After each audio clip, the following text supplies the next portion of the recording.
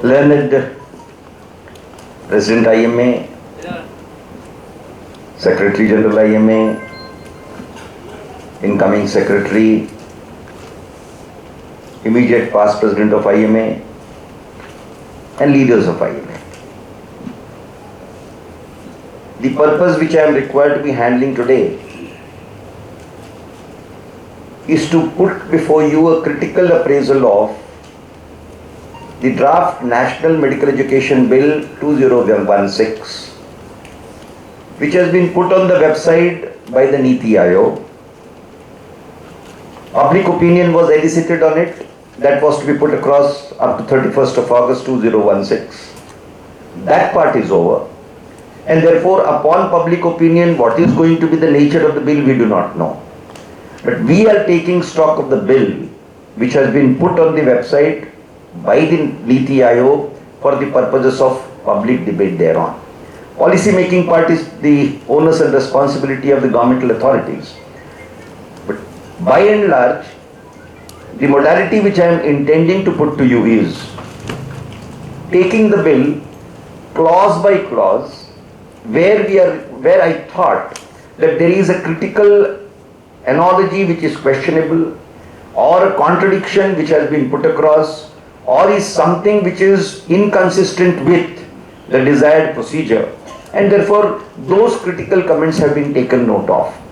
That does not mean that anything and everything which was required to be taken up has been taken. There could be many more which can be arising out of the discussion and interaction that I am intending to.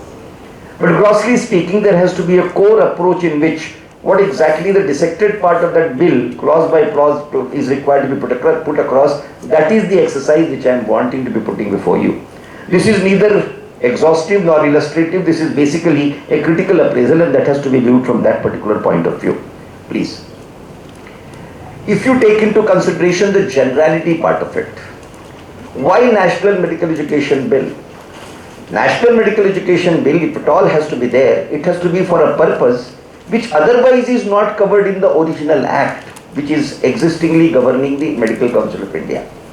If you take into consideration the ambit, if you take into consideration the objectives, if you take into consideration the purposes for which the new Medical Education Bill 2016 is envisaged, absolutely there is nothing which was not there before the Parliament in the year 1956 when the original bill IMC Act 1956 was formulated. Even if you interpolate the amendments to that act and objectives thereof taken by the Parliament from time to time in 1993, in 2004, and in various other cases when they wanted to amend, looking over all, this bill in regard to its objective does not bring out anything new, anything extra other than the objectives for which already the act is in motion, and therefore what is the purpose and purport of it in regard to the objectives has neither been defined, nor has been extended, nor has been shown to be broadened in any manner. This is the first limitation. When you are wanting to perform a legislative exercise as repealing the IMC Act 1956 with all its amendments, leave aside placement of the bill. What is to be justified is repealing of an existing bill, and repeal is always justified on the count of some added new dimensions, new concerns, new challenges, or new objectives for which the bill is required to be meted, which in the present case is unfortunately wanting.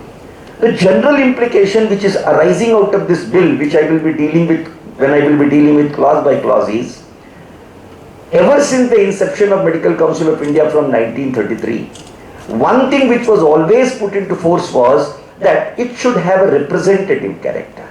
And what do you mean by representative character? Representative character basically meant that the body regulatory in character should have a judicious combination of nominated membership and elected membership through democratic norms. This representative character has been maintained all throughout, be it the 1933 Act, be it the 1956 Act, including the amendments which were proposed by the governments from time to time, never intended to take away the representative character of the Medical Council of India. On the contrary, that was something which was taken to be reinforced in all attempts.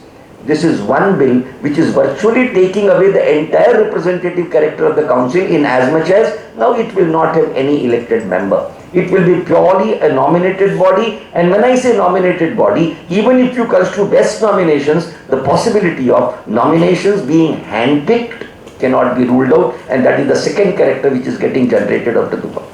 The third connotation which I am saying is, if you take into consideration the professional councils, which are all under the central regulatory enactments, parliamentary regulatory enactments, and taking within the domain of health, is it Medical Council of India the only council which is in force? The answer is a big no.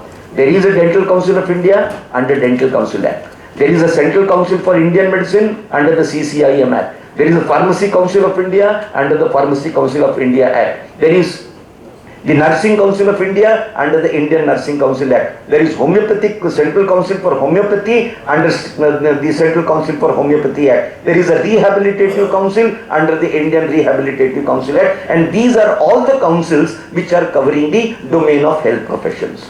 Now, whatever is envisaged under the National Medical Education Bill 2016 for the purposes of Medical Council of India, how is it that it is not applicable in a similar vein, in a similar tone, and in a similar tenor to parallel health councils which are in operation in Ford? And the similarity of the Act, be it IMC Act, be it CCH Act, be it CCIM Act, be it PHI Act, be it Indian Nursing Council Act, or be it Rehabilitative Council of India Act, in regard to composition, in regard to character, in regard to objectives, in regard to dispensation, in regard to structuring, they are at verbatim the same. Now, if the situation of malady, so-called malady, is required to be addressed to by National Medical Education Bill 2016 for the purposes of medical education, why the parallel fields which are there, they continue to remain in the same mode, in the same manner, in the same composition, in the same structure, is something which is enigmatic and difficult to answer. Therefore, these are the three cardinal posers which I am wanting to put across when we are talking about the general impact that the National Medical Education Bill 2016 is expected to be having. Next slide, please.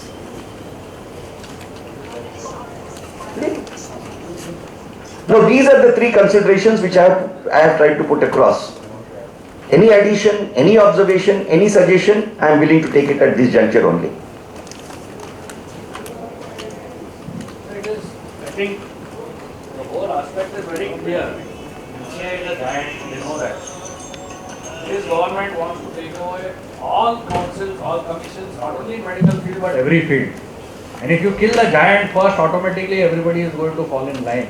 And not only MCI, the next target which already has been started are the state councils. So ultimately, if this bill comes into place, we are going to lose our complete independence and our this.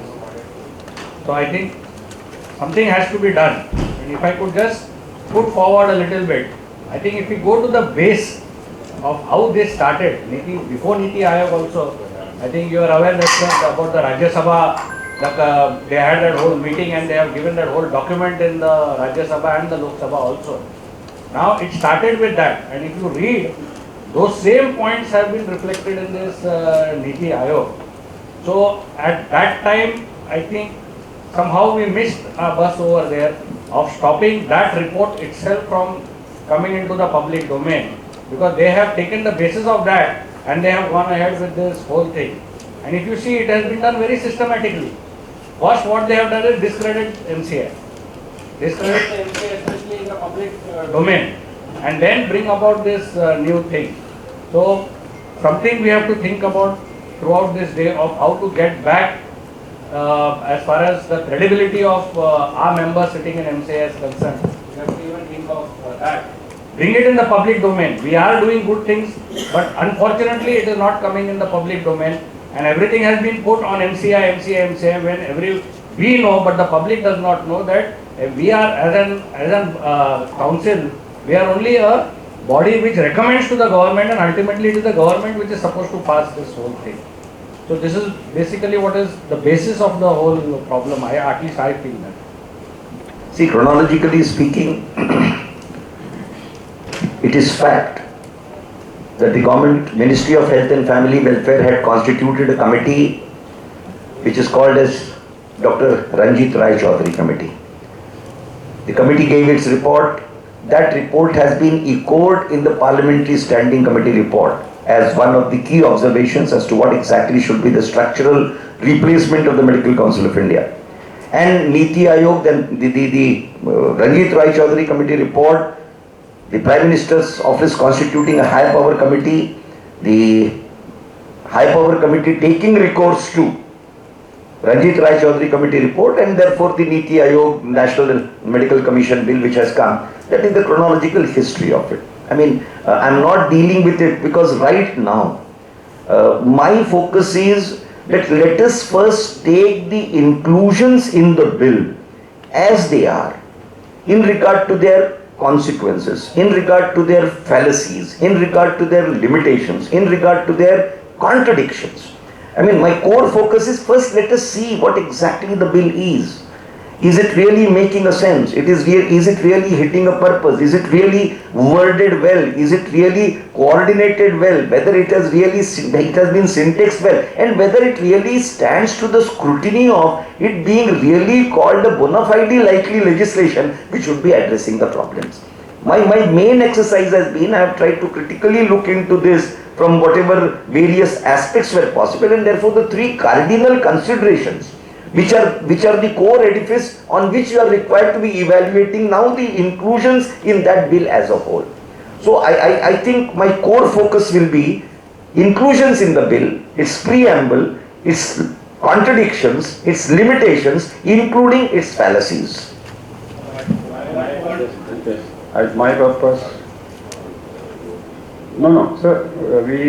My purpose of interrupting and asking Dr. Prakash Mishra to interact on this slide was because we on IMA need to have a very firm stand on point number 2. On point number 1, you can have debate. Somebody says we want to have a new bottle, it's fine. Somebody can say that we will also involve Bar Council, we will also involve. Somebody will come back and say first is NCI, second will be Dental Council, third will be Nursing Council. Then we have no way. But in number 2, we need a very one-voice answer very clearly that IMA put forward very strongly that representative character of Medical Council of India in no way IMA will support, and we will support to the lawyer. That decision I want to discuss about. I feel that let Prakash Mishra do the Ved part first. Let him first apprise us with the whole thing. And once he has finished, then we can start point by 1, 2, 3, 4, 5, who has got the observation, and then we can take the order. So let him do the Ved part. Thank you. Next slide, please. Now, the first fallacy which I am wanting to put across, it may sound very hollow, but it's very meaningful. If you see, whenever you talk of a legislative enactment, it has to be very explicitly defined what would be its extent of operation. It was not an accident that IMC Act or all other parallel council acts categorically say that they shall be applicable to all parts of the country, including the state of Jammu and Kashmir.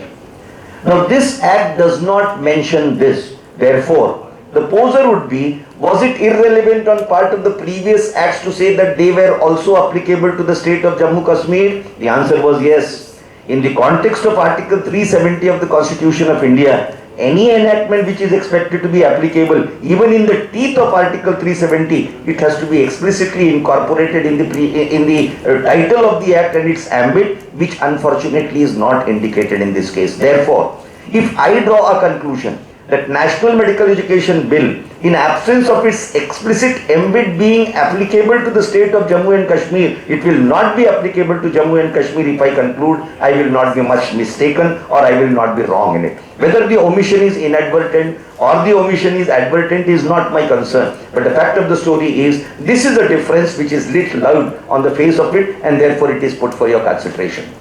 The second important aspect which I am wanting to put across is, definitions which are included in any parliamentary enactment, they are included to be very specific. They cannot be loose. They cannot be non-indicative. They cannot be non-specific. They cannot be casual and they cannot be cavalier. These are the 5 touchstones on which a definition, because it is said, this definition for the purposes of this act will mean this, no further and no farther. Now, I am drawing your attention to certain definitions which have been included in the proposed bill. The definition of the word national register at Siritim so and so is materially different from the definition of the word state register at Siritim so and so, in as much as while defining the state register, it has been clearly spelled out that it would be a registered maintained under any law from the time being in force in any state or the union territory regulating the registration of the practitioners of medicine, while the word national register only stipulates to mean a medical register maintained by the board of regulation. Now all of us know that medical register national in character is not an original creation. It is a creation of the entries which come from the state register. Now what a state register is to include explicitly, can that be omitted from the national register in regard to defining what it ought to include? It cannot be blind to what is specifically included the state medical register, and therefore the omission in the definition is substantial. Tomorrow if I question, and this is not an inadvertent lapse, I will demonstrate why this definition of National Medical Register has been evoked. They are contemplating a Schedule 4, and that Schedule 4 is discretionary in character. That discretionary character will be directly included into the National Medical Register, and therefore if the word state registered medical practitioner, which is incorporated in the state medical register, is included here, that Schedule 4 will become redundant. And therefore it is not that they have just lost the word inadvertently. There is a ploy, there is a clear understanding, or perhaps there is a purpose which is not being brought out in the real sense. Sir, please explain Schedule 4. I will come to Schedule 4. Schedule 4 will come. The word medicine. Now, can there be a compromise in the definition of the word medicine, which is vital in the hallmark of this entire purport? Please see what the word medicine has been defined as. The word medicine has been defined in the said definition. Homeopathy has been included as an illustrative example of Indian system of medicine.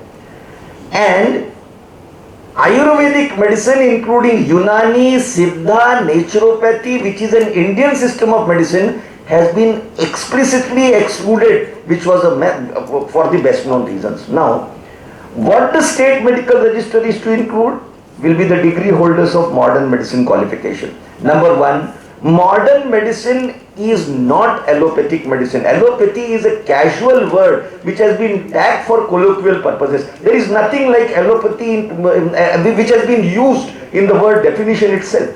My concern more than allopathy is, if you read this definition, the move of the government to include the Indian system of medicine graduates under the rubric of Unani, under the rubric of Ayurveda, under the rubric of Siddha, and under the rubric of naturopathy, they are all included in it, because what is excluded in the name of Indian system of medicine is homeopathy. Is it accidental? Is the only purport which I am wanting to put across. It's a very clever definition which includes what ought to have been excluded, and for the purposes of exclusion, an illustration has been put across which is absolutely questionable. Homeopathy, by no stretch of imagination, can be said to be an Indian system of medicine, and the Indian system of medicines which are defined as Indian system of medicine by the government of India in the parliamentary schedule, they have been kept outside the definition, so that they stand included when you are contemplating availing the word medicine towards formulation of your state medical register, or for that matter national medical register. Next slide. The word university. Now this is a statutory word which cannot be defined in any different manner. The word university has been defined whereat a reference is missing pertaining to the governing section 2F and 3. Universities do not come out of this act. Universities come out of section 2F of the University Grants Commission Act. Universities come out of section 3. Please see the word university which has been defined in the IMC Act and any other parallel act. I do not know how exactly this definition comes, as if the word university for the purposes of this bill will mean even that which is outside the ambit of section 2F and 3. That is the meaning which gets generated out of it, and therefore this definition also falls short in regard to its explicit expression. The caption, health university availed, just as allopathy is a casual word. There is no word like health university. The statutory word is health sciences university, but the word which is being defined is a health university which is availed at Siritam so and so. As such, it is a colloquial usage which ought not found a place in the set form under the head of definition. These are the four cardinal definitions which I am wanting to put across, ladies and gentlemen, for a single purpose. If there is an omission in the word definition, please see what will be the impact of that particular carriage on the whole operation of the Act is something which has to be borne in mind. Then I am coming to the Medical Advisory Council, contemplated in section 3, subsection 2. All members, that is 100%, are nominated members and there is no representative character. Hitherto, till the state from 1933 till 2016 or whenever this bill comes into operation, all these years, as Dr. Agarwal was wanting to put across, everybody upheld, espoused the representative character of the Medical Council. This is for the first time when that is going to be given a go-by. No elections, no elected representatives. It will absolutely be 100% packed with nominated representatives. Whether it is good, bad, we need to decide. But the fact of it is, we are giving a go-by to a huge, substantial democratic tradition which has been set in over a period of time and is applicable. And I derive, and where do I derive the import from? Democracy in this country and democratic norms in this country have not